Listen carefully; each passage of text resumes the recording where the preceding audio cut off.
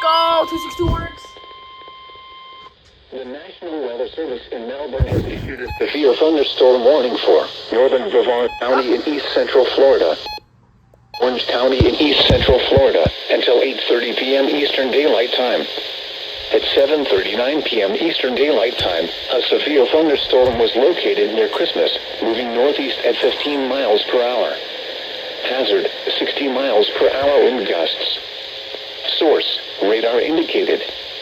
Impact, expects damage to roofs, siding, and trees.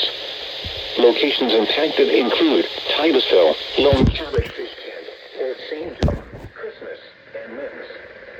For your protection, move to an interior room on the lowest floor of a building.